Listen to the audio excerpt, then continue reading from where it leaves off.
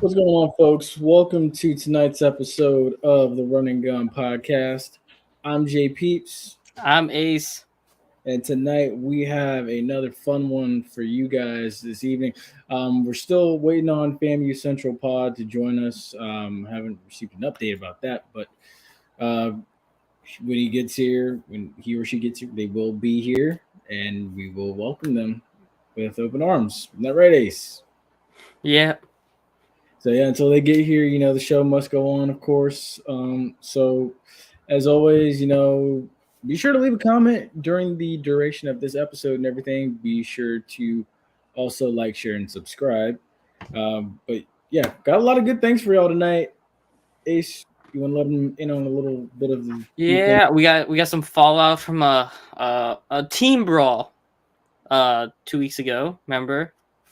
Between Southern and Prairie View, we got team brawl. Okay. I was about to say, I was like, wait, Man, out of the loop or what? Nah, I'm just missing. You had a line fight last night between the Lightning and Philadelphia Flyers, but we're not gonna touch up on that really. But NLCS started tonight.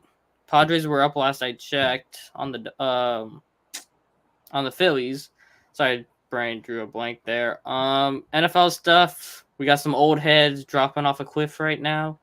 Who knows if they pick it up? I don't know. I expect them to, but who knows? Maybe Max Carmen's cliff is 8 years too late. Mm-hmm. But I mean, other than that, I ain't got much for you. I mean, let's be a friend, tell a friend, like, share, subscribe. If you're on Facebook, click on the YouTube link in the bio, if I'm not mistaken. I believe the YouTube link's in the bio for the channel, and then go to the video and watch it, because it helps grow the channel more on YouTube than on Facebook if you watch it on YouTube. So that'll be greatly appreciated from y'all on YouTube. Well, yeah, let's run this intro and get it going. Well, one more thing too. Also, too, we'll also be talking about some interesting things that got said on 60 Minutes this week. So we'll definitely be definitely talk about that. Yeah, that was interesting. On top of the fact too that a lot of it needs to be cleaned up during this bye week. But without further ado, of course, let's go.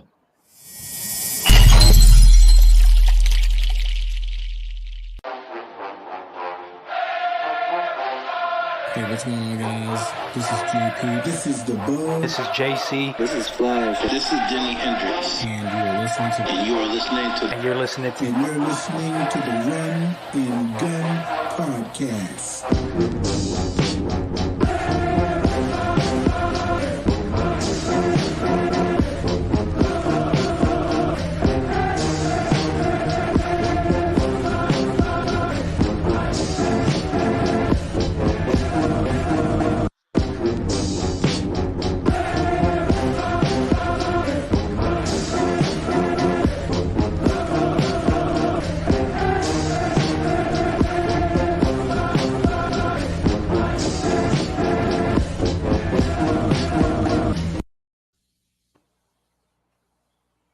Awesome. So here we go.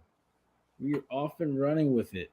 So first thing we can start with, of course, is the HBC part of the show.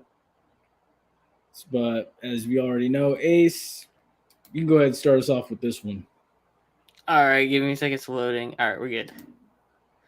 So as we know, we had that big team brawl essentially between Southern and. Why you put them as the thing during the? Go on, just go on. As we know, so Southern, Prairie View had that team brawl. You would expect to see some big suspensions, but as a face of show, it's only a game, so they come out pretty easy. Both teams essentially came off pretty easy, and like Allison said, you squashed the beef on the field, and Southern made a pretty handy work of that.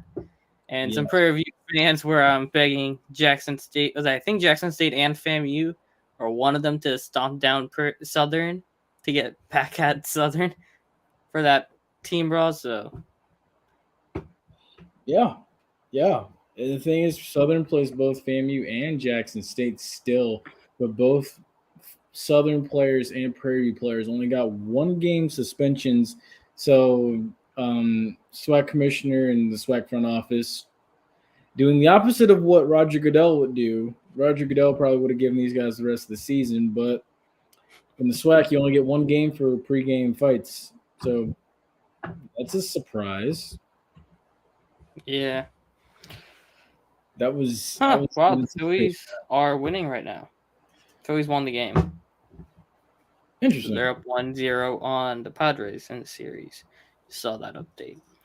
But yeah, I mean, like you said, it's kind of like they got off easy. I know I kind of said that, but you're like, you see other things, other sports, like, well, hockey is its own kind of rules for team fights and whatnot.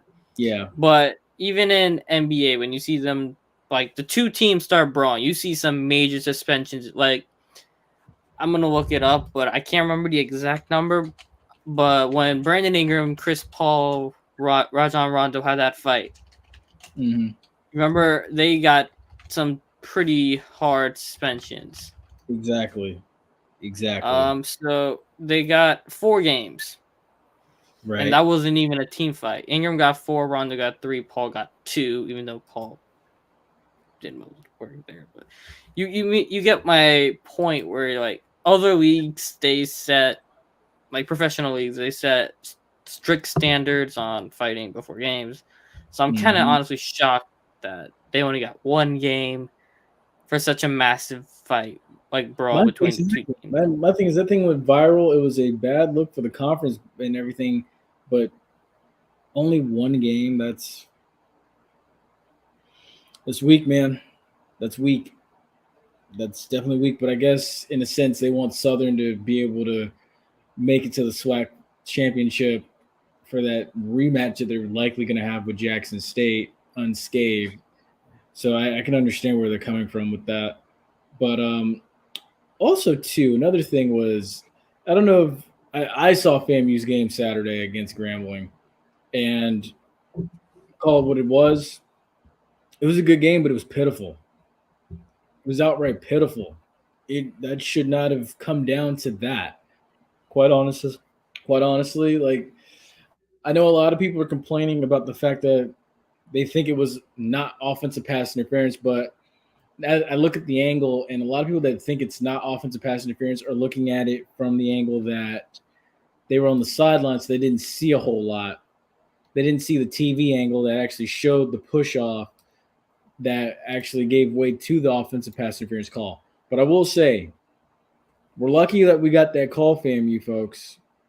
We're lucky, because going into a place like that on the road, and you're the new kid in town still technically, you're lucky you got that call. Right, Ace?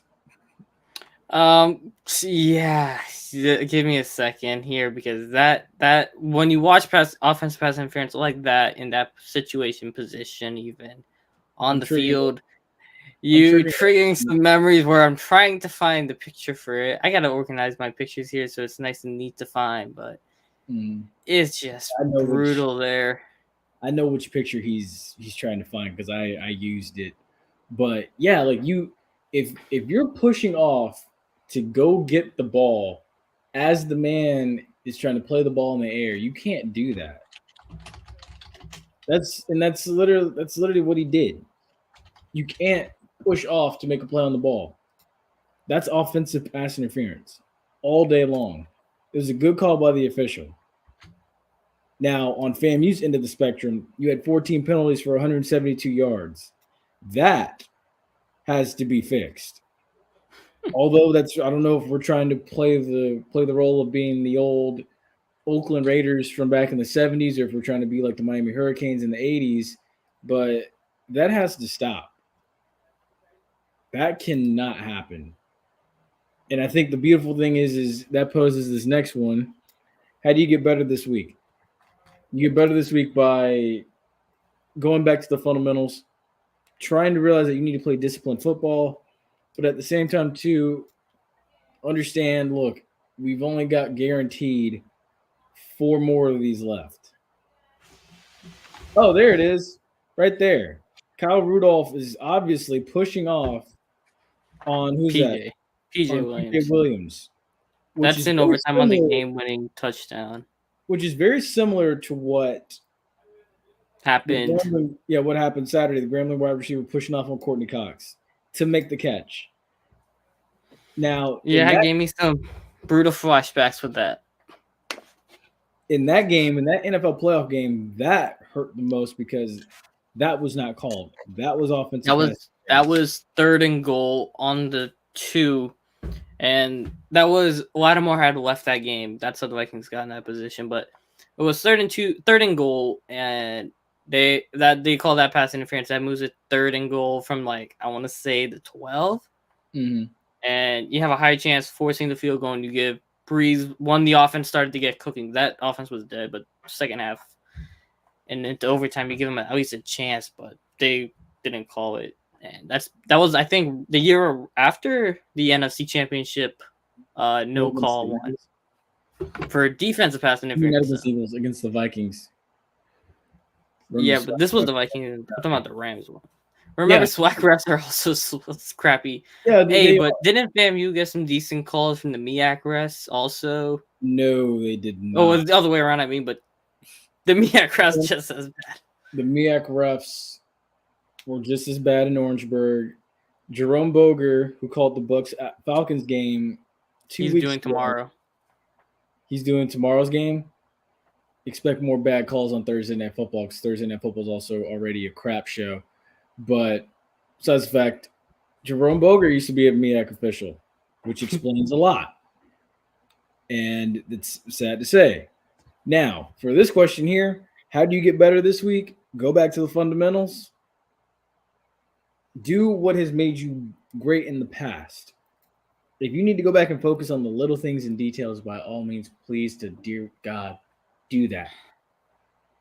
Because I can guarantee you now, homecoming, you can win that. You're going to win that. Florida Classic, winnable. The 2 in between, those are not easy. Alabama State on the road, Southern coming in to threaten your current 13 home game winning streak. Not easy. Now, I'll give or take. I'll be lenient and say, you lost a couple players before the game and during the game. Isaiah Land, he was missing before the game even started. There was, Gentle Hunt went out with an injury. Of course, both the Bowler brothers, they cramped up. You had 2 offensive linemen you lost in the UNC game. Of course, Cesar Reyes. You lost, oh my gosh, I'm trying to figure out what was his name. Brian Crawford. You lost both of those guys for the season to injuries. Terrell Jennings didn't even play, had a neck injury. Oof. So, hopefully you get a majority of those guys back. You need your quality linemen back, of course, whoever's still not healthy to get back healthy after this bye week. Both the Bowler brothers should be back. Isaiah Land should be back. Of course, Gentle Hunt should be back too. But Cesar Reyes and oh my goodness. Yeah, Cesar Reyes and Brian Crawford, I don't think they'll be back, of course, for the rest of the season. But you gotta get back healthy and you gotta go back to the fundamentals. Because you can't have that many penalty yards and expect to get through the next 4 games 4-0. You're in the back half of the season now. This is where you got to be playing your best football. Hey, they have those slow starts. We talked about this, I want to say, over the last month. We've been talking about FAMU slow starts, right? Yeah. But they come back. But the key part with them is they're winning the close games. That is more. I always say if you win close games, that says more about your coaching than the team. Exactly. Because you can. I'm not trying to always go into the NFL, or even go. College football, like Tennessee, Alabama was the outlier because we know Nick Saban's a better coach in that close game. But watch Bama versus A&M. Bama versus A&M. That is like the epitome of how good coaches win the close game. And that's kind of what you're seeing with Willie Simmons. He's winning those close games when you need him to. And you're like, okay, you have the penalty yards, but you're not killing yourself into oblivion. You know what I mean? Like you're shooting yourself in the foot, but that's not a kill shot. You know what I mean? Yeah, exactly. And I think this is why I say I love the passion of the fan base because we're playing such crappy football, but yet you're winning at the same time. So the expectation, of course, and as it should be, is high. Because like I said, this is if this team goes 9-2, this is probably one of the worst 9-2 teams I've ever seen. I will. No, for FAMU. Yeah, I will honestly say that with full confidence. This is probably one of the worst 9-2 teams I've ever seen. If they continue to play the way they have, and they get to the finish line, it's one of the worst 9-2 teams I've ever seen. Because I mean, at that point, it's just like you're smarter than everybody else. You're just smarter and more attention to detail. That's all I'll say about that. But the other thing too, I don't know if y'all saw 60 Minutes this past weekend after the Chiefs and Bills game went off the air. And then because they did a little talk about, the war in Ukraine and everything like that and how Russia's being pushed back. But afterwards, they spoke with Dion. And there's some things that stood out to me the most about what Dion said. He said two things that were most important. Oh, we got a comment. Should FAMU not play Xavier and the other receivers as much in the UAPB game to give them more reps to the other receivers to see which ones stand out? No. They need everyone they got. If this was the NFL, I'd say the last 2 weeks you could rest them for the playoffs if this was the NFL. But in college football, it's a different animal. You got to play all your horses. So you got to play all the cards. There's so much parity in college football now to where you can be beat by anybody any given Saturday. I mean, for God's sakes, I mean, Kansas, as bad as they were a couple of years ago, beat Texas. So that's 1 point there. Like, dude, I would not. You gotta play all those guys. Now, what needs to be happening to get those guys experience is you need to go out there and you need to blow most of these teams out and end it early. You need to do to Arkansas Pine Bluff this year on homecoming what you did to them last year when you went to Pine Bluff and beat the crap out of them. That's what. And also, why would you sit your receivers during homecoming? That takes kind of away for the fans, Also, it's kind of like you feel them wanting to go to an NBA game and you have load management, and you're like, really? Yeah, dude, there's a lot of money. Albeit when you go to FAMU homecoming, there's a lot more stuff beside the game. Yeah, there's a lot of money on the table at FAMU's homecoming. But Xavier Smith and David Manigo and Jamaria Sheree, they need to play. And plus, there's a lot of NFL. Like I said, here's also the other reason why there's a lot of money. Also, Good Morning America's going to be there. You're going to have a lot of coverage nationally. You're going to have NFL scouts there, especially Senior Bowl representatives possibly will be there to watch Isaiah Land and Xavier Smith and BJ Bowler. Those guys need to play. But, yeah, you're right. But back to what I was saying, though. Yeah, so Dion said two things that stood out to me most. He said, for one, he would never coach in the NFL. He doesn't want to. Because they asked him, do you see yourself coaching in the NFL in a few years? He said no. The other thing was, would he ever take a Power 5 job? And look, I know a lot of folks don't want it. I mean, just to give more opportunity. I'm not trying to hurt them. Damn it. Yeah. I've timed it up for when you talk about what Dion said about Power 5 school coaching jobs. I got you. We'll swing back to it. I mean, just to give them more opportunity. I'm not trying to hurt them. To give them more opportunity, yeah, you got to go in there. You got to take control of the game early. Yeah, blow them out, and then you can have those guys get their opportunities. Yeah. That's always the best way to do it. Exactly. Which you should have been doing all season long. But, yeah, I can stand. I can get what you're saying. I get what you're saying. But, yeah, with Dion, though, he said he didn't want to ever coach in the NFL. And then he also said if a Power 5 job did ever come to his attention and come to his front door, he would entertain it for the benefit of his staff because his staff is very much underpaid, which is understandable. Now, I've said it multiple times, and Ace knows this. Ace, what is the one thing that is working for Jackson State right now as far as keeping Dion in play?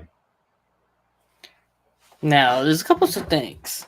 There is also trying to rebuild HBCU, his sons, the talent that he's bringing, media attention that he's bringing to HBCU, but also to himself by bringing HBCU up. It's a couple of things, but like. Well, yeah, but besides the fact that his sons are there and stuff too, I don't see him leaving his sons there, and then him going off to another Power 5 job. But the other thing that I've been saying is that Dion can't be bought. Oh yeah, that too. He's the baseball money alone. That money sits around. He got enough money. He's got enough money. He's got 2 houses. He's got one house in Texas and he's got another house in Mississippi. And then besides that, the fact that, he's a Pro Football Hall of Famer. He's getting the pension check from the NFL, I'm sure. And then he's getting paid by Jackson State. And like Aflac money. And then the fact, too, that he's already got NFL Network. NFL Network money. That's right. And he's still getting NFL Network? He's probably still got a contract with them, so they're probably still paying him for that. Plus the fact, too, that, he still has money he still got his money. And we know he's probably invested in a bunch of stuff, bringing in revenue, too. Exactly. He's got revenue that's being brought in from Under Armour because that's his brand. He's got, he's got all these different avenues where he's making money still. So this is where I say I don't see Dion being bought. It's hard for him to be bought, but I never considered the fact that he would consider his staff. Because now it's like, he might be making all the money, but his guys ain't making the money. Exactly. And you got to take care of the boys. That's, like second rule. You got to take care of yourself first and then your boys. So now it's like, if he does entertain an offer from a Power 5 school, that's where it can get dicey.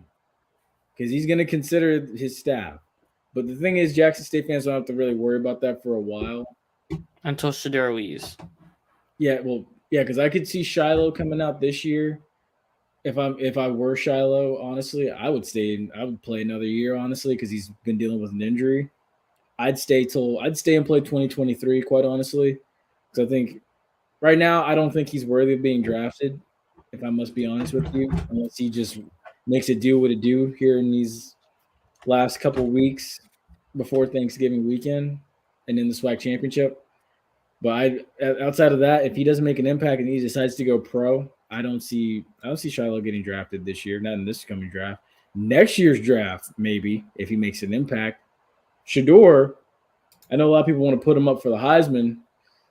It's nice to see him in the mention for it. But I think he will be more likely FCS, whatever the MVP is for the FCS. I believe that's the no, that's not. Let me look that. Is it the Buck Buchanan? I think it's the Buck Buchanan. I think it is, but I'm not entirely sure. What is the FCS MVP? Because I'm gonna be honest with you, I think he'll get considered. He'll get a few Heisman votes, but I don't think that he's going to win it. I think CJ Stroud wins that. Walter Payton Award. Okay, that's it. Walter Payton Award. Yeah, I don't see him winning the Heisman. I think they're gonna give it to CJ Stroud, but I could see him winning the Walter Payton Award. Yeah, CJ Stroud or Hendon Hooker is gonna win Heisman at this rate. Yeah, it definitely and it's gonna come down to Hendon is riding on. We'll talk about more in the college football, but Hendon's riding on Joe Burrow's coattails for that late ager, late bloomer coming and having that insane season. Funny thing about Hendon Hooker is his dad was a quarterback at North Carolina A&T. Good fun fact. Can you imagine if Sam Washington would have been able to get his hands on Hendon Hooker? Yeah. My thing is we'll talk about it in the college football. That's 25 playing against 17 or 18 through 21-year-olds. Yeah. Very true. Man's older than Burrow and Lamar. Those were two things that really stood out to me the most, besides the fact that, the same old spiel is, he's doing what he's doing and stuff, and it's a great thing what Dion's doing for Jackson State. Okay, we got a comment here. Shedeur needs to play and beat better competition to even have a chance. Oh yeah, exactly. And I don't see anybody on the schedule that's going to bump him into the Heisman running. Plus, there's two quarterbacks right now in the FCS that are better than Shiloh or better than Shedeur that are playing better football. So there's also that element. So, yeah, like I said, he'll get consideration for the Heisman, of course, because look whose daddy is, but he ain't winning it. I'm sorry. We've been on this topic for a minute. Let's go ahead and switch on over. Well, it's from 60 minutes, so we had to cover it for a minute. Sorry, that's too corny. I'm missing myself out. You're good. You're good. That brings us now to let's talk about the old heads. Let's talk about the geriatric nursing home. the old guard. The old guard. Where is it? I had the question. Is the old guard being passed up by the new era of QBs? Yeah, Mahomes and Allen and Hurts. I agree. Yep. I mean, Hurts is getting flack because he only got like 5 passing touchdowns on the year, but He's only got 5. Now you make me just double check myself, but I am. Day game. He has a crap ton of rushing touchdowns. All right. All right, so for the regular season, he's got 6 touchdowns, not 5. My apologies. 6 touchdowns, 2 interceptions as a passer. Rushing, he's got 5 rushing. He's got 6 passing, 5 rushing. Okay. On the year. Could be better, but wait, that's only 5 games. Why the hell is not showing me? The hell? Okay, here we go. For TDs for 2022, he's got 6 passing and 6 rushing. There we go. So he's got 12 on the year. That's still pretty good. It's still pretty good. Yeah, but he's not a thrower. What? He's a running back. Wait, hold on. Wait a minute. Who said Mahomes wasn't a thrower? No, Hurts. Oh, Hurts. Who said Hurts wasn't a thrower? Same people saying Lamar isn't. They're boneheads. I'm honest. They are boneheads, America. If you're saying that am I looking right at the camera? Ace, let me know. Am I looking right? Little more to the lower. A little bit. The eyes need to drop a little lower. There you go. Right there? Yeah, say it. America, if you are saying that Jalen Hurts and Lamar Jackson aren't throwers, you are a bonehead. You are a certified bonehead.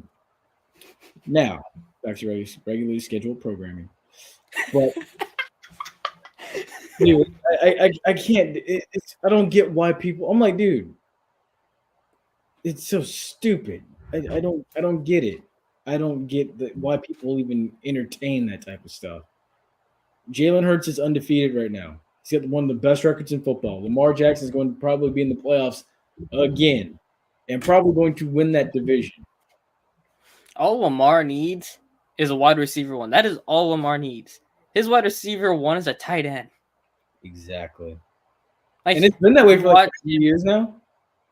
It's been that way his entire career. It's been that way. Hollywood is not a true 1. Hollywood is a very good 2. He ain't a real alpha dog. Thanks. Bill's gonna win it all. I gotta say, at this point in time, I gotta say the Bills. Bill's got that mojo. It'll be if it's Bills Eagles. Just rest in peace. Super Bowl would be we said this. We said this. I want to say during the NFC East preview. Yeah. I had to go back and watch that video. I am 100%. We said that it will be Bills Eagles Super Bowl, and America will die because of the 2 fan bases just destroying everything. Dude, I'm telling you now, there won't. If the Bills and the Eagles meet in the Super Bowl, there won't be a table safe. And there won't be a pole in Philadelphia that will be safe either. They're going to need Crisco, and they're going to need to lock up tables just to keep people away from it. All right, let's see. That's how Harbaugh prefers it. Tight ends, wide receiver star. That makes sense too. Why Hollywood got out of there. That formula's work. Hey, the comment section got live today. I like this. But yeah, I mean, he ain't wrong. Hollywood got out of there. Yeah, I agree. And they realized that, you know what, we ain't gonna really use Hollywood, so let's ship them off, and then Let's get something. We got a center because Lamar did need a center, so I'm not mad with the Hollywood trade. Me neither. I'm mad you can't go and give up something to go get DJ Moore, or hell, DJ Moore needs to be in either Chicago or Baltimore or Green Bay by the end of next week. But now, here's something I thought about just now. It just hit me.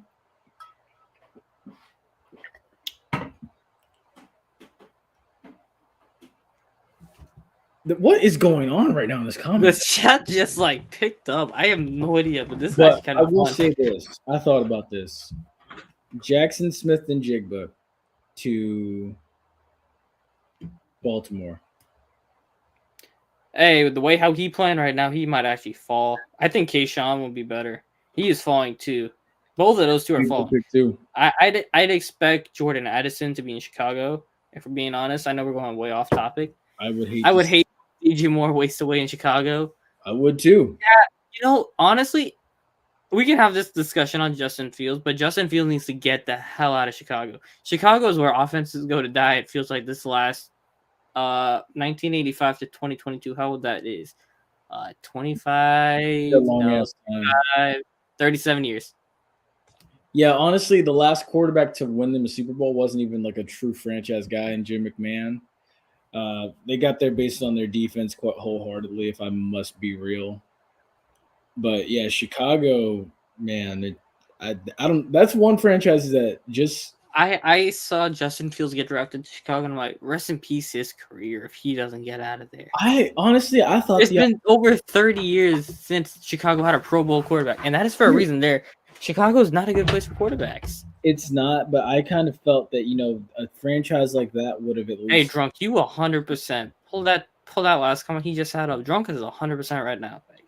You can see when he's going there. Not want to. He needs to get out. If he knows what's good for him, he needs to request a trade either this week, after this week when New England destroys them, because New England's defense, Bill Belichick just kills young quarterbacks. We all know it. I hate that. And he's gonna take a beating. And after he's gonna take a beat, he's gonna take 6 sacks at least. Whatever the over is for sacks, under over for sacks, I'm taking the over. Mm-hmm. And you're just like, you're seeing the talent. Like you're watching him. You're talking about the David Montgomery. We were talking about this the other day with David Montgomery leaking out to the left, right? David Montgomery was still between the tackles. Here.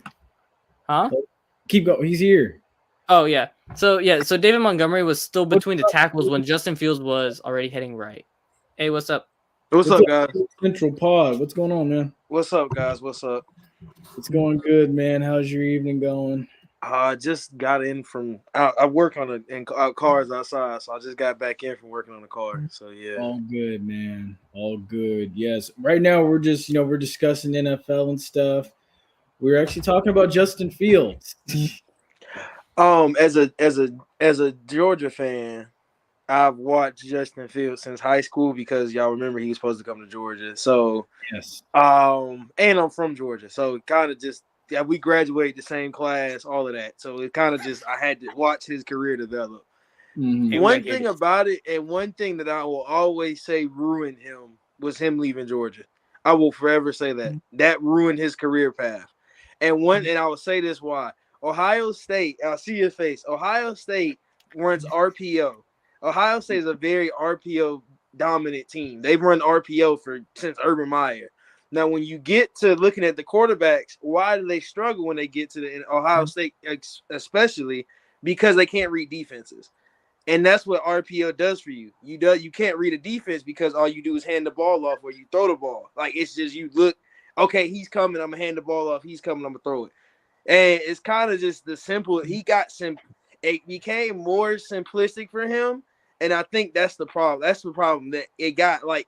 He can't read. He can't read defenses, and it's scary. Like he can't. I'll watch him read defenses, and I'm just like, he doesn't go through his progressions very well. Like he gets through one or two, and then he'll just look, and then he'll get stuck. We see it every week. Now he's had some really good weeks, and he's had some really, really bad weeks, and it's coming to a point where I don't know how people are going to see it, how people view him, because I view him. He got 2 more years 3 more years to prove himself before his option comes up and they got to sign him to a deal. So you got these next couple of years to prove yourself, and your own line sucks. So you can't really blame him a lot too. The O line just sucks. They plain out. They just got rid of everybody. So hey Tyrone, I mean, you can't go through progressions when you get hit every second. Yeah, very true. That's what I'm saying. And also like you watch guys like you would see it with Allen, right? He goes and he finds where Diggs is or Davis, and he just knows he's going right there because he knows those guys gonna get open quick. And you're like, hey, this man ain't got nobody to throw. Darnell Mooney ain't no one. He probably number 4 on the team. You put him on literally 50% of teams, he's a number 4. Yeah. He's a 3 or 4. That's the same thing I felt last year with Matt and Russell Gage. Like Matt Ryan's main target last year is Russell Gage. And I was just like, and you look at the Falcons, he like, bro, he ain't got nobody else to throw to but Russell Gage. You put Russell I'm gonna get back to you on the Falcons. I got something I want to ask you about the Falcons, but okay. On with Justin with Georgia, right? Yeah. Someone in Ashton said if he played in the thing instead of God, what was his name? Jake Fromm. I would have took Fields in that game. And that's why he transferred. Ain't that why he transferred to Ohio State? Because they were playing Fromm over him, and he's like, "What the hell?" Yeah, and we trusted Fromm. Kirby Smart has had some really weird decisions at quarterback because Jake Fromm was not supposed to be. Even though Jake Fromm was a 5-star quarterback, like he wasn't a bad quarterback. When you got Justin Fields, who was the number 1 quarterback, of course. I mean, he was the number 1 quarterback in the nation. He's supposed to come in and start. He let Jake Fromm earn it. They basically let him fight it out, and Jake Fromm won. Now, I would have rather him playing. I would say this: Jake Fromm has a better arm. He had a better arm in college. I don't know what it is now. He had a better outside arm. When the throws to the outside, he had a way better arm. I will say that. Now, when he first got to Georgia, I'll say it. Now, the second year when he transferred, I understand why he transferred because then we brought in Stetson. And he should have known when we brought in Stetson, he really wasn't going to get PT because Stetson been on the team for 7 years. So, and he left Georgia and came back. So, I mean, he should have, it was just like, he had to know him in himself, like, okay, I'm not going to play. Like, that's the only reason I can see him transferring. Like, he just knew, I'm not going to play, so let me leave. So, and we got one more here. So, bro, who just showed up saying Justin Fields just don't got. Hey, I know. If you give Justin Fields a solid coach, or even just hell, you put him with Andy Reid. You watch the amount of RPOs Mahomes runs on a basis, and you're like, "Hey, man, you just give him like RPOs works in the NFL, but you just need a coach who can scheme up the routes and the play calling to know when to put in the RPO and when to put in getting him out of the pocket, like." Even hell, I want to say Richard Sherman brought this up. Justin Fields had 0 design runs. Why you put that as his background? Justin Fields got 0 design runs. Hell, Carson Wentz got 1 more than him. Oh, Jesus. And that man is a better talent and a better player than Jalen Hurts is. And you saw what Nick Sirianni did with Jalen. Nick Sirianni went, hey, I need my boy to get a number 1 alpha dog. I need my boy to have a solid O-line. And I need my boy to be able to grow himself up on developing his chemistry with the wide receivers, the O-line, and calling out protections, and then going from there. All that is lacking in the coaching department, lacking in the offensive line, lacking in management. Mm-hmm. Jameis Winston easy. Yo, would you take Justin Fields or Jameis Winston? Hold up, wait. Wait. Who's the last Ohio State QB to have a successful NFL career? Hey, he got a good point. Ain't no Ohio State quarterback ever won and did none. Nobody's had one. Nope, none of the recent ones we can think of has had nobody. Very true. Here we go. Ain't nobody from Georgia either, so I don't know how that would work. Would you take Justin Fields or Jameis Winston, Ace? You know the answer, Jordan. Do I? I don't. You know the answer. You know who I'm taking. I've said it very clearly on Twitter. If you guys follow me, you know who the answer is, and he has a number 1 and not a number 2. You and a lot of my dream plan is you trade for Justin Fields either a 2nd or a 3rd. Yeah. I don't give a damn which one. Different opinions. You hire Ken Dorsey from the Buffalo Bills, and you get Drew Brees to come back and be your quarterback coach. Oh, you're just thinking about this schematically. Yeah. Wait, what team? What team are you a fan of? I'm a Saints fan. Oh, and okay. I had this whole plan, man. That makes sense. You fire Dennis out. That is your first priority. He gotta go. But then you look at the guys. You don't have a first round pick. You know Sean's already booking his ticket to LA. He's already in LA for hell crying sake. So you're gonna get a first round pick. It's probably gonna end up being 14. Give or take anywhere between 14 and 20. So you're not gonna be top 5 to get a decent quarterback because Hendon Hooker going top 5 anyway. And you're like, okay, who's better? Justin Fields or Sam Hartman? Justin Fields or Grayson McCall? Those are your questions you got asked. And you're like, hell, Justin Fields got a cannon of arm. You see it on the deep throws, and he's got better legs than both of those guys. You see what Ken Dorsey did with Josh Allen in Buffalo. You see how Josh Allen went from one of the worst accurate quarterbacks in his career in the NFL for the first 2 years of his career. He went up to over 65% after in year 3 with Buffalo. You bring that man down over to New Orleans. You go get Drew Brees to be your quarterback coach. With Drew Brees, he just chilling around right now, and he's even talking about Justin having his issues with not being able to run. Because Sean Payton even said it when Richard Sherman said he ain't got no design run. Sean Payton was right behind him saying, "Yeah, that's true. He ain't got no runs." And Drew Brees right behind him saying, "Hey man, you ain't got no runs either. So you want to come over down to the Bayou back, Drew? Be that quarterback coach." Teach him how to read properly, how to do the play clock. That's what Breeze was good at. He was good at setting the line, poking out where the hell everybody is, and setting the protections. Now, that would Justin need to work on. We got a comment here that says Jameis Winston easily over Justin Fields. And then dog, I take that. Jameis was good last year when he was moving. This year, since he tore that ACL, Jameis is like a pogo stick. He's just like. And then we got one here that says the Bears are not giving up Justin Fields. That's hustling backwards at this point. Oh, Bears giving up Justin Fields because they're going to end up top 5 pick, and they're going to have an opportunity for Bryce Young, CJ Stroud, or Hendon Hooker. And it's a different management group. Yeah, they might trade him. I would not be surprised. He's going to ask for the trade. That is 100%. He's asking for that trade. At this point, he should. I feel like he should because there's not been and it's so funny because he went from Ohio State to a franchise where quarterbacks get killed. Literally, you went from a school where the quarterbacks haven't been good coming out the draft to a franchise where quarterbacks get killed. It just isn't it wasn't a good path for him. It really wasn't. So not at all. I felt bad for him, honestly. Because like how Drunk said earlier in the comment section, what Ohio State quarterback has panned out well in the NFL, and then I thought about it too. I was like, dang, and then he went to Chicago. I'm like, Chicago ain't really had a franchise guy. Like, I mean, they had Rex Grossman that got him to a Super Bowl, but Rex Grossman wasn't really all of that. Hey, Cutler. You look at the guys who came out of Ohio State. Like, you got JT Barrett, who was just before him. Dwayne Haskins wasn't even the talent level that Fields was. He was quote unquote accurate from what he said. His issue was he couldn't throw open anybody. That's why he wasn't.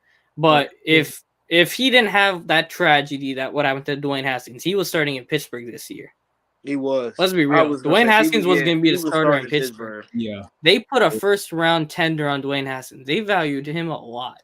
Yeah. And if what happened to him didn't happen, they don't draft Kenny Pickett. That's true. They go get. I think they go and get. They go and get Nakobe Dean if they don't, and that with that pick they go and get somebody a lot different than Kenny Pickett. Like they go defense. No, they're gonna take George Pickens. They might have took him first round at that point. Are any of those guys clearly better than Justin Fields? They're not going to have any weapons either. Hey, listen to the guys coming out of Ohio State, right? Who got drafted? Arch Leiter, Mike Tomczak, Tom Tupa, Kent Graham, Bobby Hoying, Joe Germain. All these guys were after the 3rd round or free agents, beside Dwayne Haskins, like Cardale Jones, Terrell Pryor.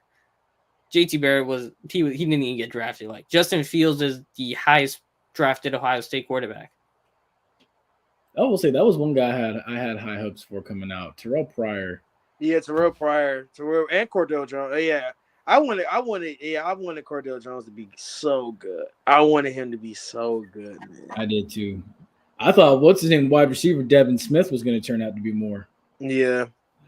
All right, hold on, wait. We got one. He blew his knee out rookie year. I think this one's for you, FAMU Central Pod.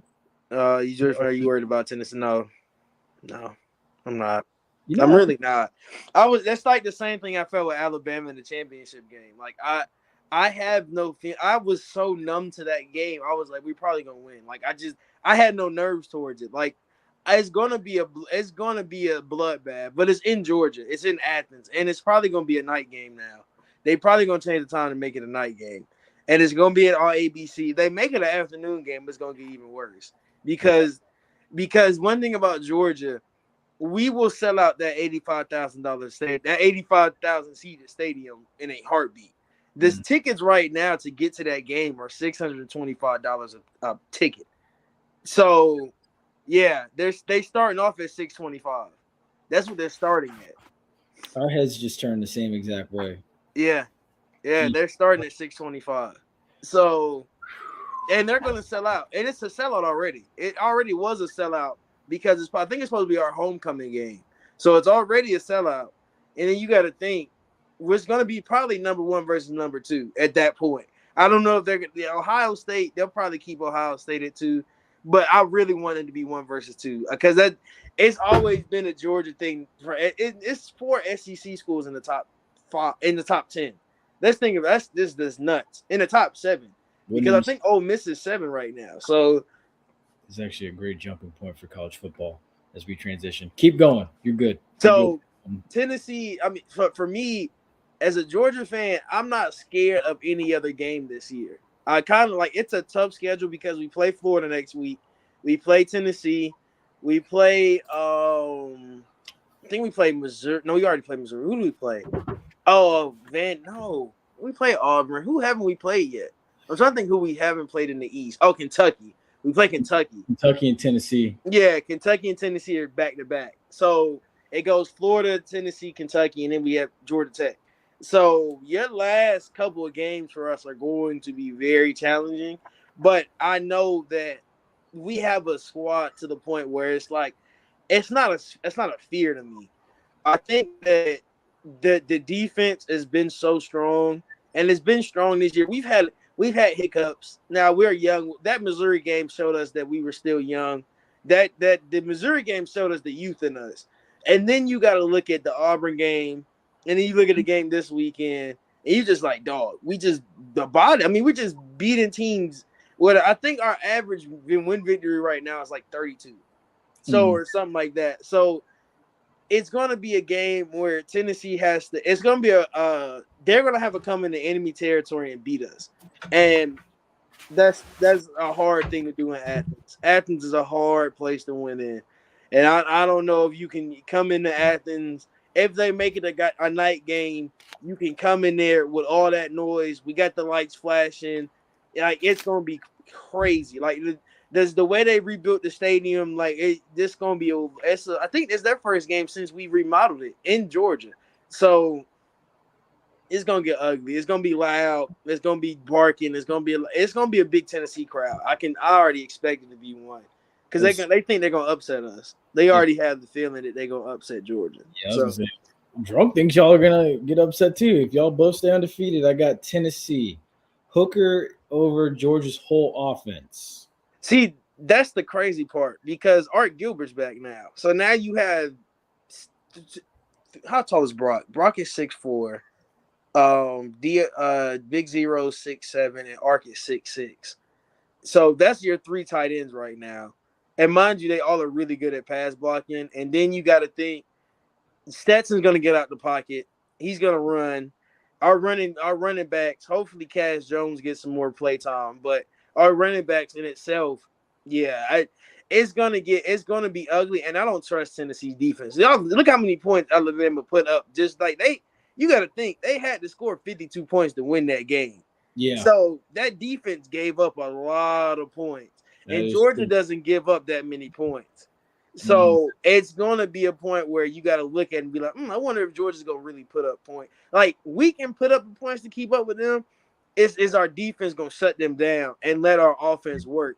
Because I know how Monk is going to do it. Monk is going to run the ball 24 plays. the first drive, and we probably gonna score a touchdown, and everybody's gonna be like, oh, this is gonna be a boring game, and it probably will be for Georgia. Georgia probably won't try to do the over the top balls, none of that. It's gonna be a really like slow paced game, but it's gonna have you got to slow them down. One thing about Tennessee, they like to be like this. They offense is like this. You got to slow them down. But I'm not really scared. I'm more nervous. I'm more nervous. We get to the playoff and we got to play Ohio State or we got to play one of them other schools. SEC competition hasn't really scared me yet. So I could understand that. Yeah. Now, see, the scary thing with Ohio State is like how soon can that wide receiving core get healthy? Because like Jackson Jigba, he hasn't played a whole lot. Hey, Aggie Bouke and Marvin Harrison Jr. is probably the best duo receiver wise in the college football right now, and they're not even juniors. And then the matter too of the fact is Ohio State for sure a lock to get past Michigan this year? Yeah, that's very true. You think? I don't know, man. The thing going for them is the fact that it's in Columbus this year. But hey, that team is hungry. Do you think they're gonna let Michigan punk them again? It's in Columbus this year too, and I don't think they're gonna lose. They can't go out 2 years back to back to Michigan. They go out 2 years back to back to Michigan. It's gonna be funny. Yeah. Let's see. True Georgia fan saying slow paced game because he knows if it's a shootout, they lose. We probably will. If it's a shootout, we do lose. I'll say that. I don't think Stetson has it. We'd have to put in Carson Beck if we gonna play in a shootout, or put in Brock Vandegrift if we be in the shootout. Because Stetson, no. He. One thing about that championship game though, he played his complete heart out. Like that ball to Donnie Mitchell. That was probably the longest you gonna see Stetson throw a ball, and it was still underthrown. Blow his ACL and they win. Just saying. Yeah. So Michigan's running back is a monster. Quorum. Mechie blew his ACL in the SEC championship game, right? And then Williams blew it in the what's his name? NCAA championship. Williams hurt his national championship. Mechie blew his in the SEC championship. Yeah, I gotta be honest. It was like that Georgia defense was so good, but then you're like, damn, if Mechie and Williams both didn't blow their knees, Alabama probably wins that because it was still not like a blowout for Georgia. I feel like Pickens was still like coming back slow, from his ACL. Yeah. So it was just like Pickens wasn't his full, but then you also didn't have Williams or Mechie to play there either. So you're like, because Jameson was cooking. It was a really good. I mean, it was a really good. It was a good matchup, even with them out there. And then I feel like if you have Mechie and you have them, the way Kirby schemes, they probably would have got isolated a lot, and they would have still had to throw in to other people. They probably would have got doubled most of the game. You weren't gonna have nobody but Keely Ringo on Jameson. So your other corner was what's his name? He's hurt this year. I can't even think of it, but he was a transfer from West Virginia. So you got both of your star corners. They would have probably, and he would have had to throw to that tight end and those other guys that he had because they would have been blanketed the whole game. I know how Kirby how he blankets wide receivers if he thinks they're gonna be big. We've had some wide receivers just disappear in games. So, like, a lot of these wide receivers from, like, South Carolina, they'll be like, oh, yeah, like, Debo Samuel went to South Carolina. I'm like, I don't remember Debo having one huge game versus Georgia to make me remember his name. And those guys had crazy college careers.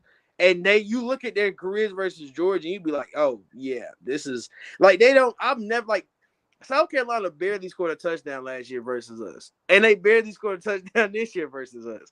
So I don't think they scored a touchdown. They scored a field goal. So Georgia's defense is is completely as dominant as it's been. It's just we're younger. And I think that's the crazy part. We're a lot younger. Like our best linebacker is a sophomore. Our best, like, and he's the truth. Like he's nuts. And he's a sophomore. So you would think we have to do a lot more. I feel like Kirby's not gonna lose in recruiting, but we still got a little bit more work. The other thing too is y'all got also too. This is facts. Michigan's running back Quorum, he is a monster. Yeah, Quorum is crazy.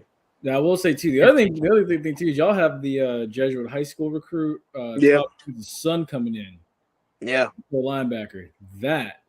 That kid's gonna be for. We got the. Isn't he like the number 1 or number 2? We didn't get the number 1. He's like the number 2 or something like that. Because Kirby, they were talking about it. Kirby will never miss, but he won't. He'll miss them. He might miss number 1, but he won't miss top 5. Yeah. So. And then the other thing too that's interesting right now is video appears to show Alabama wide receiver Jermaine Burton hitting a fan, or he struck a female fan following the game where Tennessee fans rushed. He slapped her. Yeah, he cocked back. He didn't let it go. And that was that was the weird part. Because why? That was just the dumbest thing you could have done. Exactly. My thing, look, when that stuff like that happens, immediately you just go to the locker room. Don't even keep your helmet on. Don't touch anybody. Just go to the locker room. Don't even do it. Don't say nothing. Just walk. Just walk straight to the locker room. Exactly. Now it's give or take. I know, I get it. They're college kids. It's hard to keep your emotions in check, and then y'all don't have like state highway patrol. 3-game suspension. Yeah, I agree. It might end up being a 3-game suspension. It really might be. He might get suspended. I hope they don't suspend him for the season. But if it gets to if they feel like it's necessary, they will. If they feel like it's necessary for him to be gone for the season, the NCAA will step in. Yeah. I feel like the crazy part about that video is why she was running, but she wasn't running towards him. She was running besides him, and he just reached his hand out and hit her. And I was just like, that makes no sense. Why? Like, you're doing a lot. I said ever since he left Georgia, he's been on a downward spiral. And I don't know what it was, but ever since he's left Georgia last year, he hasn't played good all year. I think he only has like 1 touchdown on the season. When last year he had like 6 or 7 on the season at this point. Like, and then you just like the character issues. There was a lot of stuff where he was one of the first kids to leave Georgia after we won the championship, and everybody was so confused. Everybody was okay with JT leaving because you got Stetson. Everybody was noticing like, okay, we thought we was gonna lose Carson Beck too, but Carson Beck ended up saying he was gonna stay and be the backup. So. You literally are losing. You lost. He was literally Stetson's wide receiver number 1 last year, and that was the crazy part because Pickens was hurt all year. Donnie Mitchell was in and out, and you had Jermaine Burton, who was the most solid wide receiver, and you leave where you were getting good stats to go to a school where you were going to be wide receiver 3 because you are wide receiver 3 at this point. You like somebody, it was a Tennessee fan. They was like that he needs to be. They was in the comments on the video. It was like he needs to be sued, and somebody was like, "Well, you might have to find him because he was missing for 58 minutes of the game."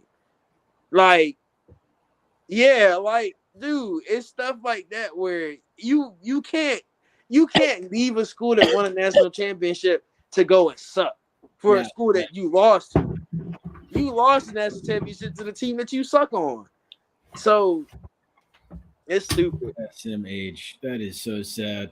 We're gonna swing it over to hot topics. So in hot topics, I need to reiterate and bring this question back because now we got you on here with us. I'm trying to figure out where it was. I'm gonna ask this one right. How does FAMU get better this week? I had already said, of course, go back to the fundamentals and stuff. And then, of course, you have to address the 14 penalties for 172 yards as well. So, I mean, I leave the floor. Get healthy is one. Please get healthy this week. Stay healthy. Let us not have as many injuries as we did going in the. Hopefully, Isaiah's back healthy. I mean, hopefully, like I say, FAMU, the way to get better is to get healthy. As that's the main thing for me this week is make sure these guys are healthy going into next week. Because we know they're gonna have a really busy schedule next week as football players because they probably got events all week they're gonna have to go to. Exactly. So you gotta make sure these guys are straight and healthy for at least because they're not gonna have a lot of I feel like they're gonna have time to practice, of course, but they're not that afternoon practicing and stuff. A lot of that stuff probably will be gone because of the event, because they're gonna have stuff on campus and you gotta do this and you gotta be here, you gotta be there, you gotta trust meeting, like stuff like that where if you play football or you played a sport in high school, you know how homecoming week was because it was stuff all week.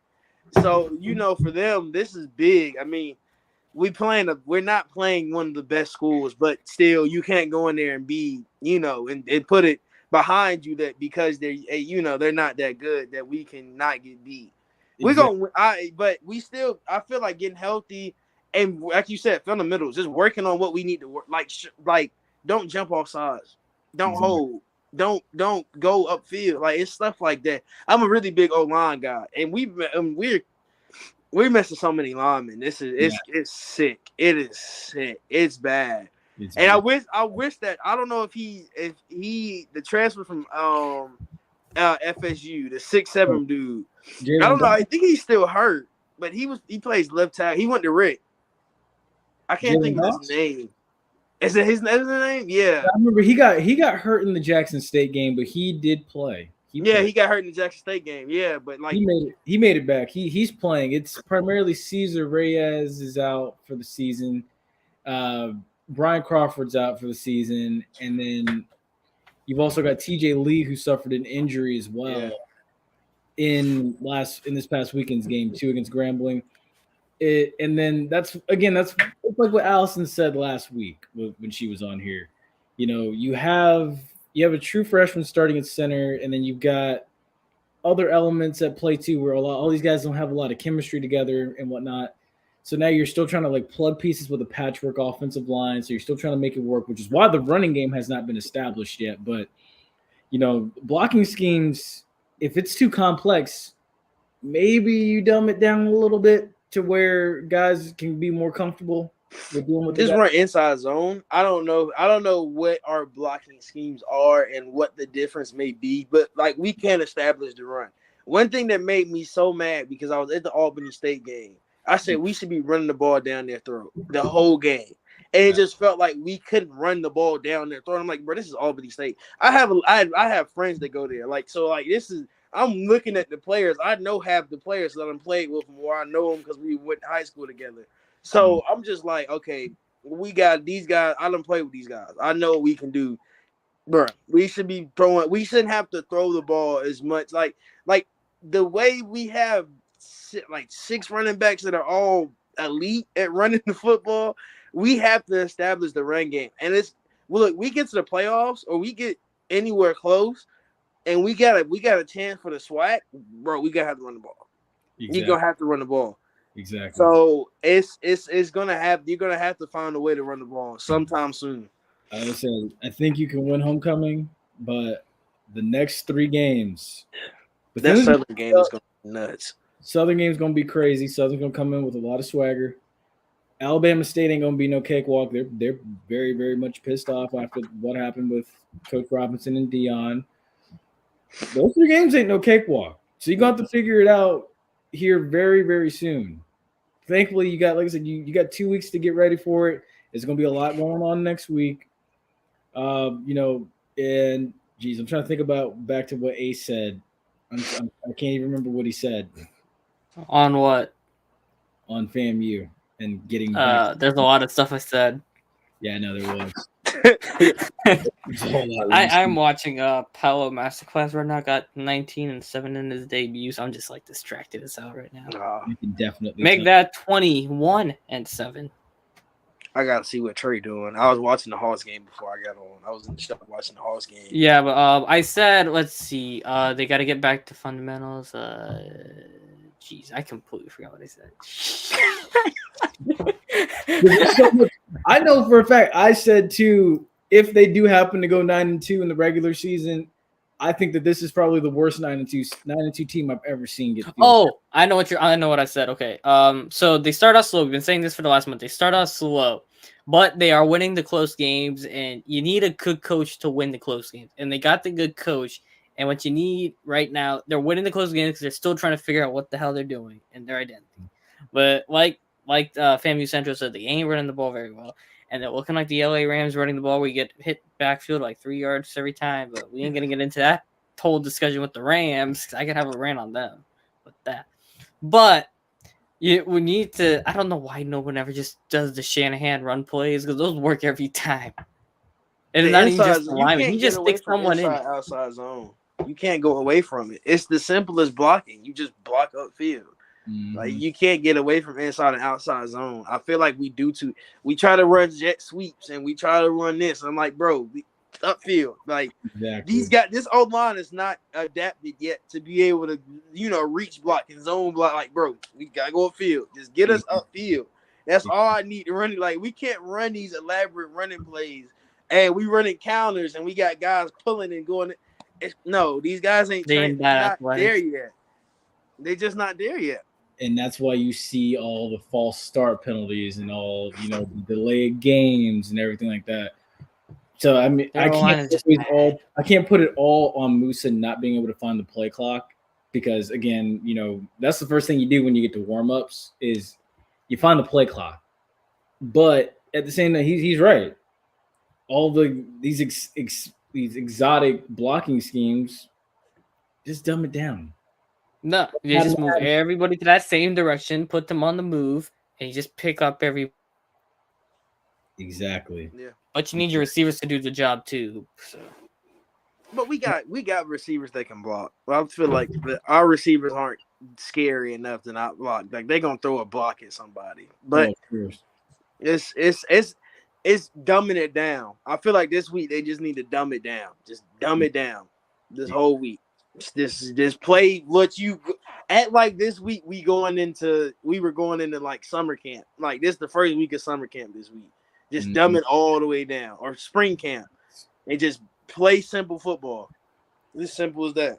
And the funny thing is, playing simple football may lead to a better product being on the field. We might, like you said, we might be the worst 9-2 team I've ever watched. Exactly. Like we might be the worst 9-2 team I've ever watched. It's insane. And I've watched like the 5-1 Giants. Yeah, it's the 5-1 Giants. Who do you want Willie Simmons to bring in as OC next year? I don't gotta know who's on the market. That's the thing. I say this. I think regardless of what happens this year, I know a lot of people are complaining about the OC. I think Coach Henry comes back still. Yeah. Because Willie Simmons has a good relationship with him. But I do also think that he needs to go out and get a quarterback coach that can primarily work hand in hand with Willie Simmons, report to Willie Simmons, just like, Coach Henry does and reports to Coach Willie Simmons. I think so. You need someone that's going to be able to, every day be there to sit down and watch film with Musa and Murtovich and company. That's what you need. You need a QB coach. So you got to address that in the offseason. I'm not sure who that will be that is within the budget, but you got to find somebody. I met Coach Henry. I used to work at the Greenwise, so I met Coach Henry, and like I've seen all that. I mean, that like I feel like OC wise, he's gonna be back. He's not leaving. Like he's gonna be back. Like you said, I feel like you need a quarterback coach though. We need somebody that's gonna sit there and be with Musa, be with all those guys. We see who's the better quarterback, because like I felt like a lot of people were okay. McKay was elite. Like McKay did what his job last year, what he was supposed to do last year.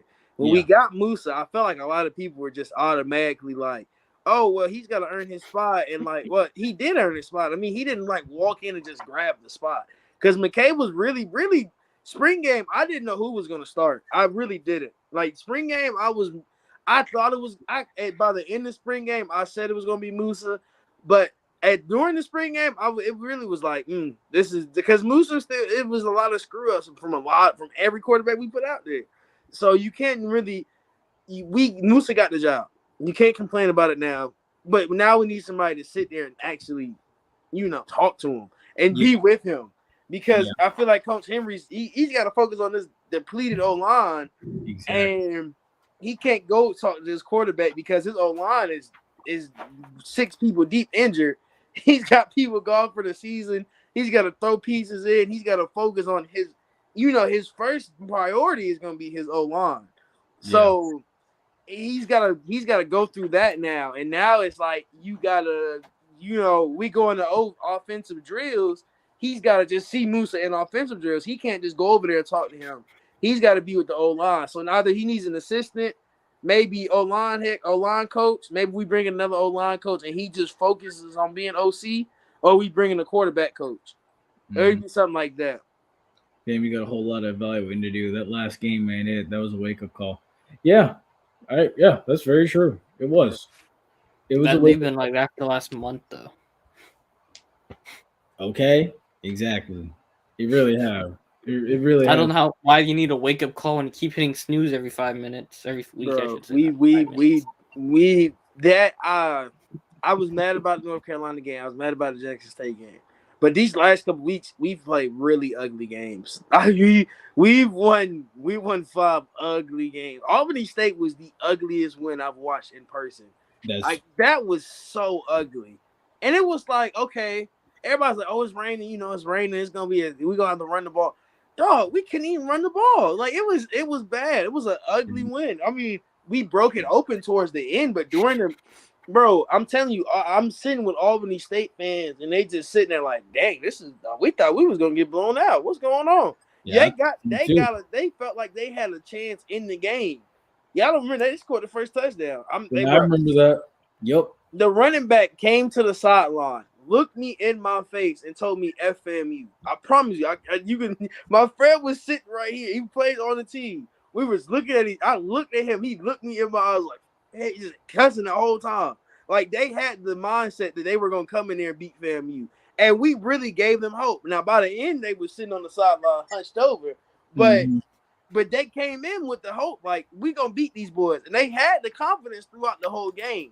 When we have to stop starting slow, we start off too slow, and we let people build these leads, and then we gotta come back and start trying to get football games.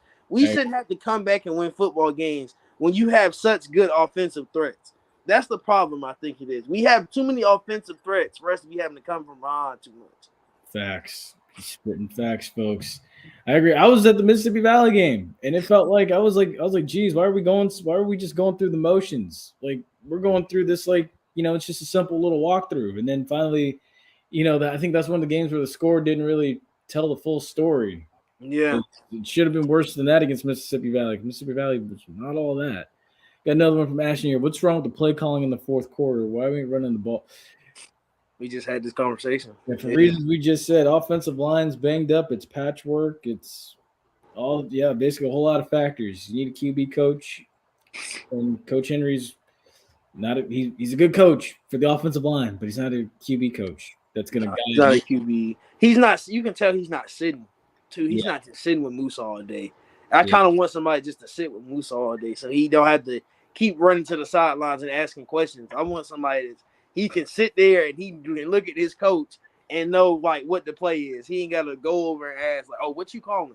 Because they got miscommunications. Like I want, And that right there is where I will say, when I was at the Mississippi Valley game, you look at the fake punt that they ran, they converted. When you do things like that, and Ace will tell you too, because the Bucs did this against Green Bay. When you run a fake punt like that, you need to have another play ready to roll. Just come out with the next play, get ready to roll it out on their heels. But there was no play that came out that was ready, and I believe it was a wasted series, and you went to the half. So I'm sitting there like, you got to get that play in faster. You got to have something ready to roll. That is not on Coach Chili Davis. He did his part. He called the right scheme, or he called the right play, ran the fake punt, got it. That's on the offensive coaches realizing, okay, if they get this is what we got to go with. If they don't, defense, you're up. Let's go. Yeah. It needs to be. I felt like they probably thought they weren't going to get it, so they probably was just telling the defense, get ready. But you still got to have – look, you better have an 11 for offense. You better have an 11 for defense sitting right on the sideline. And we get it, we go on offense. We don't get it, you throw your defense out there. Exactly. But you can't think you're going for the worst. I hope that's not what it was, but if it was that, you can't plan for the worst, really and truly. Amen. Wait, let's see. Y'all think we're going 4-0 the last 4 games? Southern and Alabama State scaring me, especially with their defense. The Southern game, you're lucky you get it at home, because if that was on the road, I wouldn't feel good about that. Mm-hmm. Alabama State, the week before the Florida Classic, don't you dare look ahead. I think the Florida Classic is going to be hopefully it's a blowout, but it should be. But this team this year, it's going to be a good first half. I can tell you that much. Yeah, it's going to be a great first half. It's going to be a 10-9 first half, and then we'll just decide to start playing offense. Yeah. Like it's crazy. It's really crazy. And I try not to be critical of Musa. And I promise you, I try not. And I just be on Twitter and I just see people dogging him. And I be like, bro, y'all got to think he's going to warm up. Like, the dude, we know he's a second half quarterback at this point. You got to know it.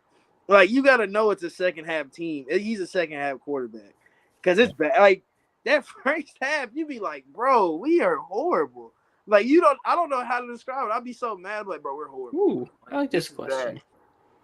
Hold up.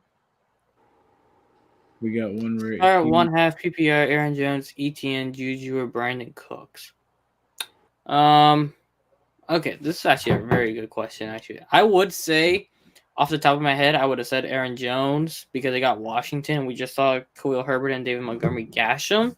But Green Bay's got so many issues right now. It got me a little hesitant. ETN has been picking it up.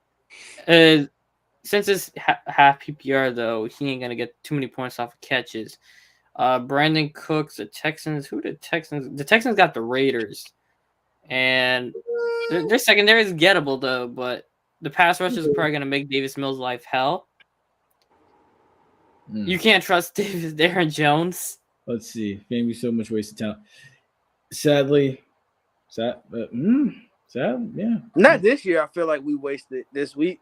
I feel like we started this year off so weird and funky and just like I remember what the whole joke was, give the girl her degree, because it was just like after we did that, like bro, after she did that, it's just like this season just has been so.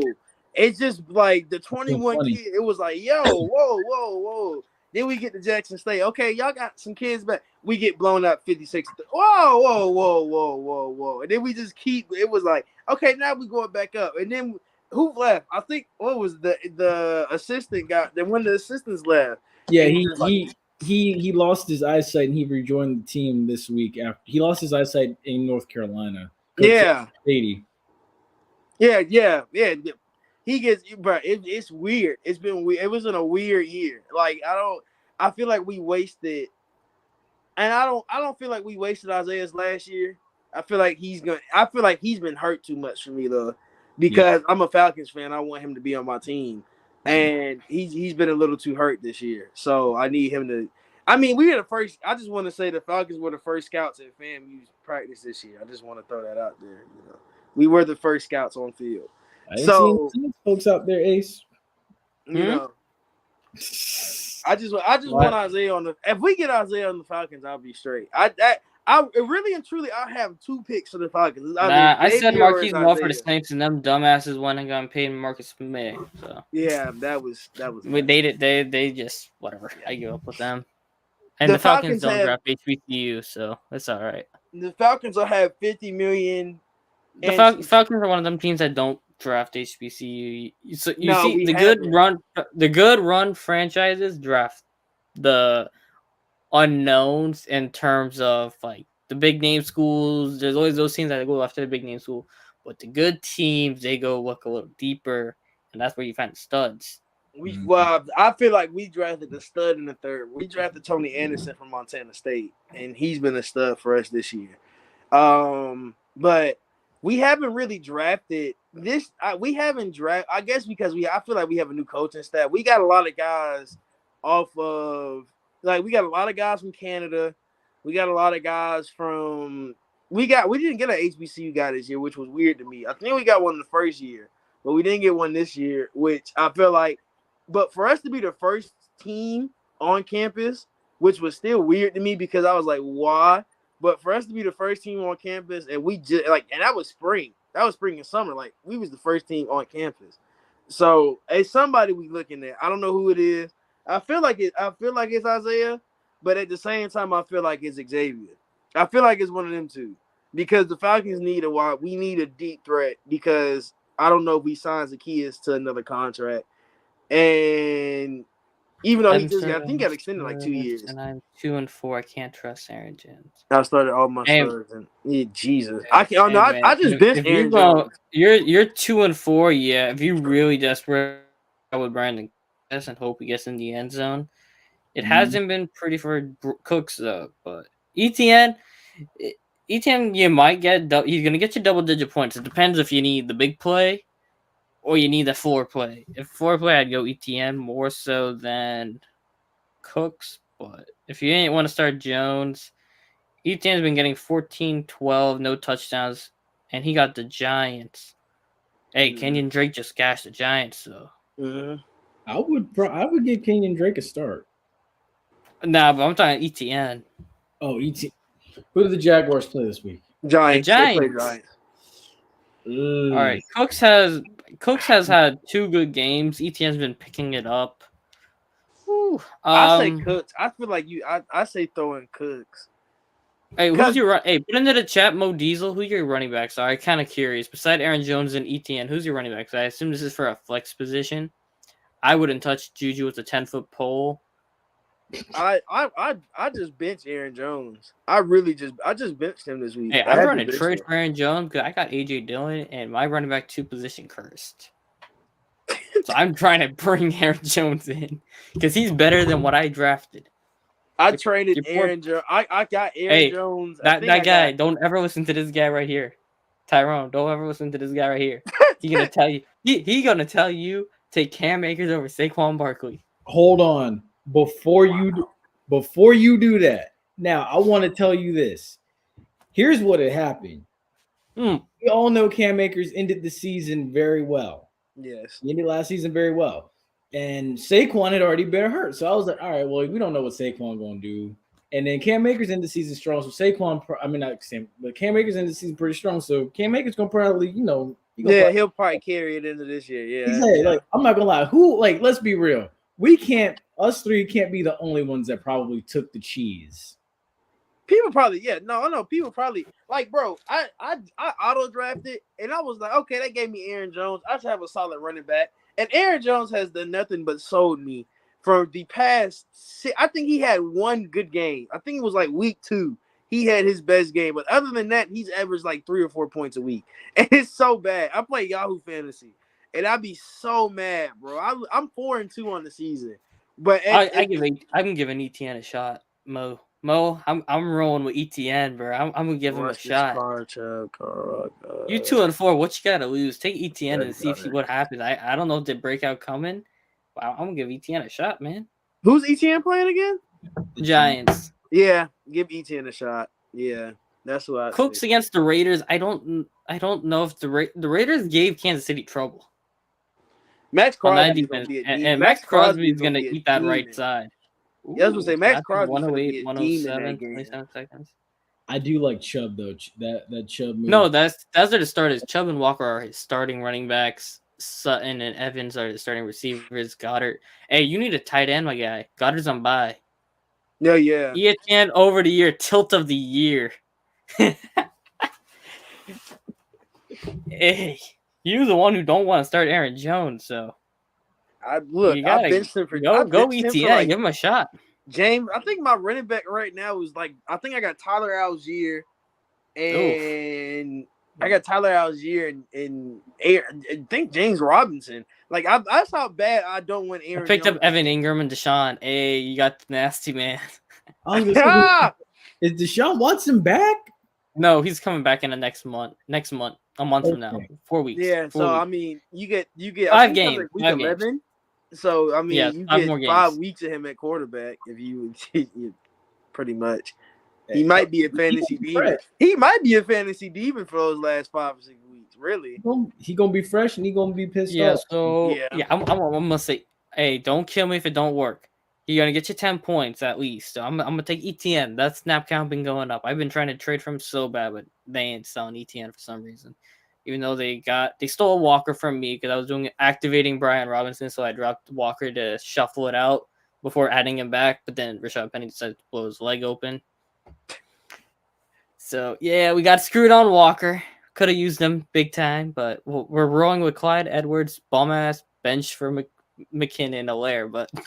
Oh my gosh! See, that's worse than what I said. Melvin, Lando Lakes, Butter, Hands, Gordon.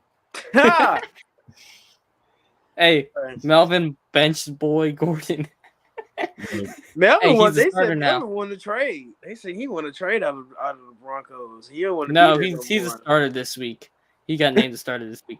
I need you to stand up and confidently say loud and proud ETN over Aaron Jones. Man, you's the one who don't want to start Aaron Jones. I'm telling you, ETN over Aaron Jones. Damn it.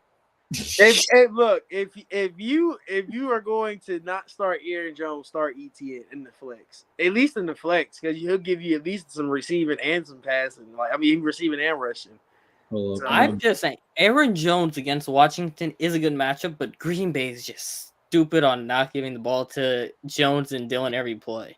They'll throw the ball up about 50 times that game just to do it. Yeah, throw 50 times and Aaron Rodgers misses Romeo Dobbs by 10 yards at every play. And Romeo then Dobbs he complains about not having wide receivers. Hey, Dobbs beats Sauce Gardner like 3. You guys are the funniest. I love this. Hey, drop us a sub and tell your friends, bruh. Hey, gotta grow it. Yeah, for real. Nah, but like, hey, Dobbs beat Sauce a couple times, or was it DJ Reed? I'm forgetting.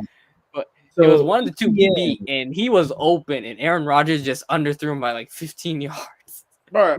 Wait, hold. ETN had 14.4 points against the Texans, 12.8 against the Colts. Yeah, hey, with no touchdowns. He looking solid, and Kenyon gashed the Giants, so I think ETN might break one this week. Cam Akers over Saquon, though. That kicked that man out of the line. Look, here we see. My team would be goated if I took Saquon over Cam Akers right now. Look, I'm just begging Cam Akers to get straight to Vegas for Josh. It was week one. So I cannot. The man. We knew it was going to go downhill. Week one, we didn't know what Saquon was. I'll give him that. If you were drafting like in the beginning of the season, you didn't know what Saquon was. FAMU Central. I drafted Saquon in every league, and I was doing the draft like on the side here while we were on. And I just said, hey, Akers there or Saquon. I'm feeling Saquon. Hold on. How many weeks into the season were we? And I took Akers guy. Saquon last year, and I still won the championship without him. How many weeks into the season were we when you made that draft? All right then. You made the argument, and then week one, man didn't play.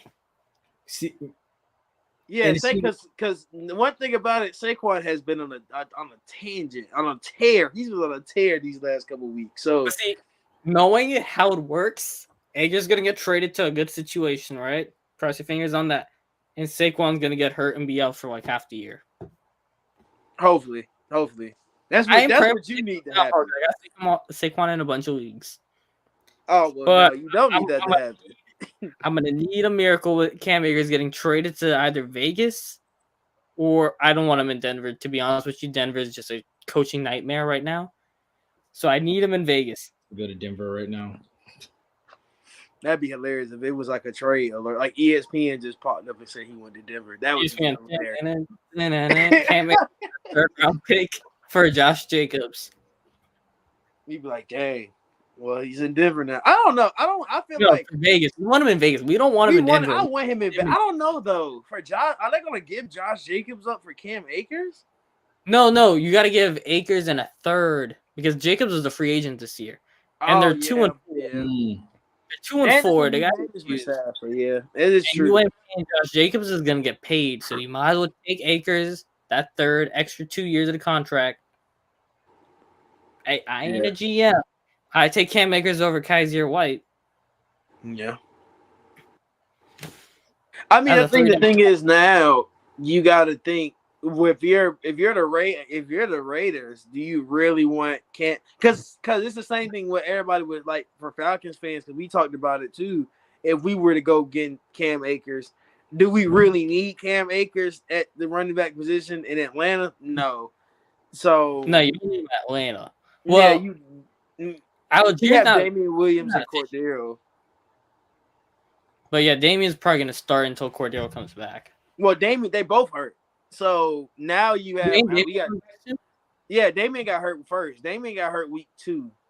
And then Cordell got hit. He got hurt against the Saints. Yeah, he got hurt against the Saints. Yeah, it was the Saints game. Yeah. So now it's Algier and Caleb Huntley. I said Tyler. Caleb Huntley. So, yeah, I think that it'll get – I mean, I don't know. I don't know where Cam is gonna go. But I'm trying to think. Like some teams that could use him would be is definitely Vegas if they want to move Jacobs instead of paying Jacobs. The Ravens, I don't know what the Ravens are doing with J.K. Dobbins. I don't know if his knee actually really did seize up or Gus Edwards is going to become a bell cow when he comes back this week because Edwards is coming back this week. He's playing this week. And I don't know if Kenyon Drake ain't that. Kenyon ain't it. What I would say as a dark horse for Cam Akers is if Raheem Mostert has a bad game this week against Pittsburgh, Cam Akers is a Dolphin. I was going to say he's a Dolphin. I was just going to say he's a Dolphin. Just ran through my mind. Say he's a Dolphin. Because I was thinking, like, if he come to Florida, Miami, but then I was thinking too, I was like, Washington? No, not Washington. I don't need him in Washington. Oh, I feel like Miami needs to get a running back because they have every fast receiver in the league at this point. They might as well just go get a running back. Like they need a running back. One thing about it, it's certain teams where you just be like, they need a franchise running back. They already got a franchise quarterback. They got franchise wide receivers. Y'all want to hear a fun fact? What is it? Carroll had the most points in a season opener for the Magic by a rookie ever. Who? Ever. Paulo? Yeah. How many did he get? 25. Shaq only had 12. Anthony 12. Interesting. Dwight 12.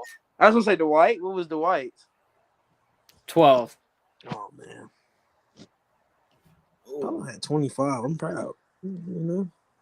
Hey, FAMU Central Pod, I got a question. Yeah. So it's actually from a follower of ours. Is there a homecoming comedy show with Ricky Smiley? Yeah, I think there is. Somebody who sent me it. I had 27, 9, and 5. My apologies. You're good.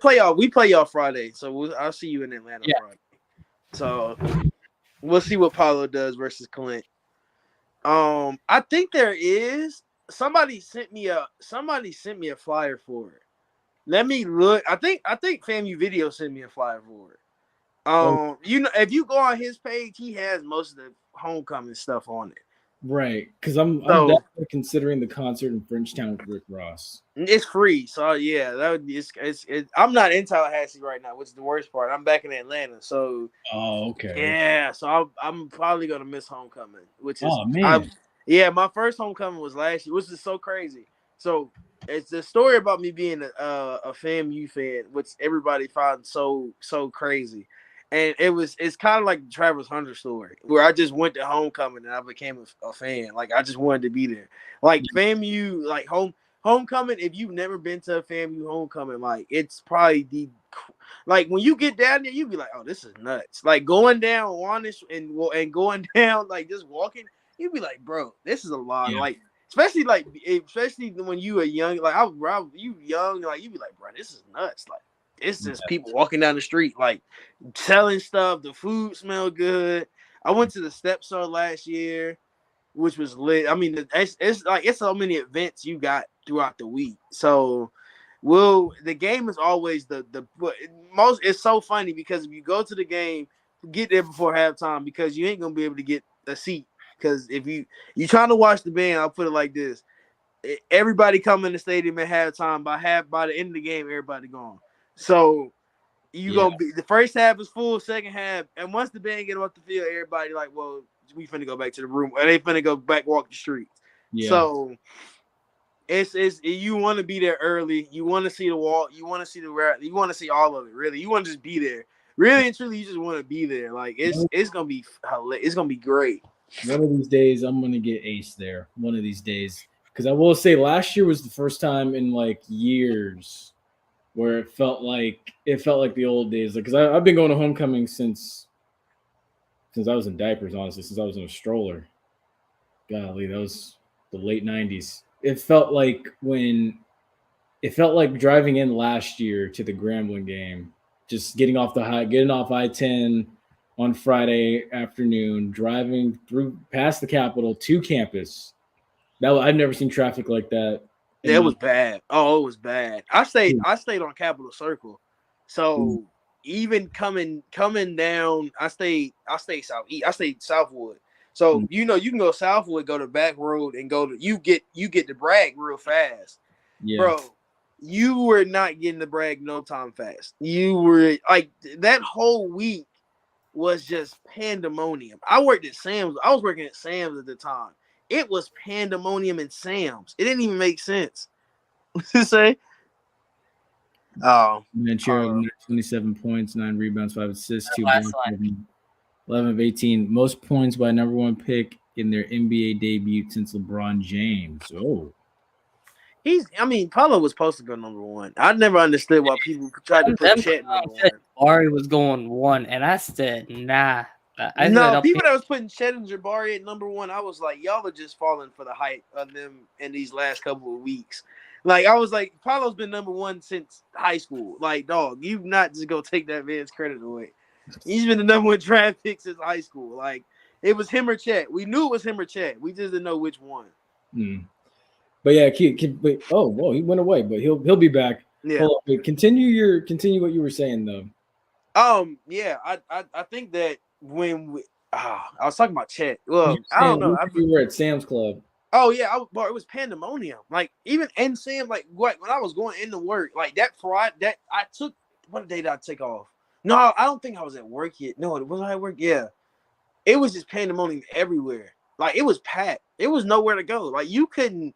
The clubs was packed. My mom was like, yeah, she went to the Ben Crump and Daryl party. They have their moon party every Friday, and she said it was like no space in there. It was no space in Frenchtown when Anthony Hamilton was doing his concert last year. Like, bro, like it was packed, and it's gonna be worth it. And for that to be the grand, like the grand, bringing it back, like, bro, it's going to be crazy this year. It's going to be nuts, and there's a lot more kids on campus this year too, which is going to be making it even worse. Like that class 2026 is deep. It's a deep class, bro. We're 2 years removed from COVID as well, so yeah, more people are going to be wanting to come. More people are going to want to come too. More open to coming.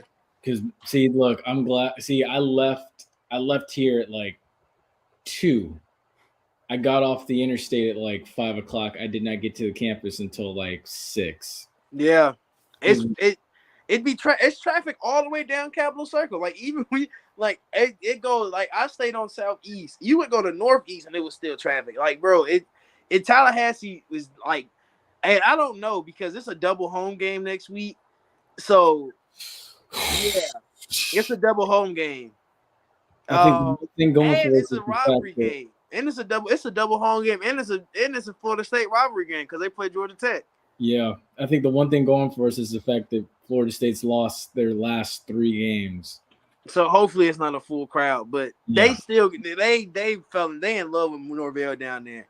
So they gonna sell out. They probably gonna sell it out. And they didn't get to do homecoming. So that's another thing. Like I don't know if they tried to delay their homecoming or what, but they didn't get to do homecoming. So I don't know if they're gonna try to throw it in this week, like and try to slide it with FAMU and be like, oh well, it's our homecoming too, because they're gonna try that. It's gonna be a few of them over there across the street. Oh, they gonna cross the tracks over. You already know this. They're gonna be there.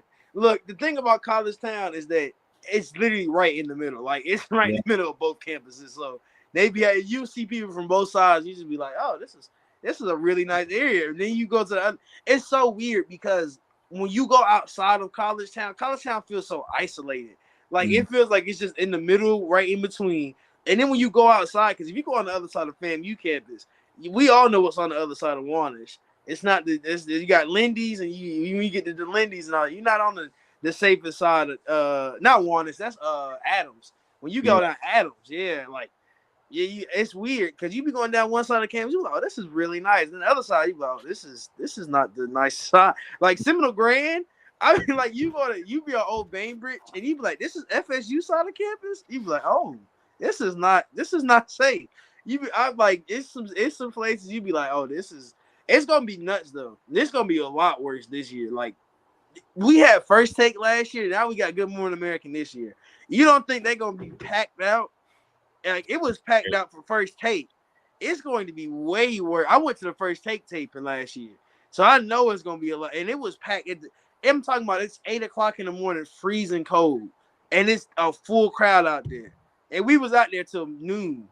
And it was afternoon because actually they had the first take episode, then they had then we had the party on the pavilion, then you had the bro, that whole day. That's why I say I know them kids, like the football team in itself, they gonna have so much stuff. It's a lot of distractions next week too. They got to be able to stay focused. That's another thing. They got to stay focused because they're going to be on Good Morning America. We already know they're probably going to be sitting there.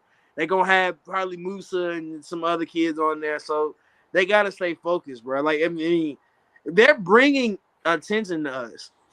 And we gotta show like what it's going. We're gonna show what FAMU about on national TV every time. So they're gonna have. I mean, it's gonna be a crazy weekend. But that week, if you're able to go for the week, go for the week. But that weekend, that Friday, Saturday, Sunday stretch, you better look. You better not have to work on Monday, because that Friday, Saturday, Sunday stretch is nuts.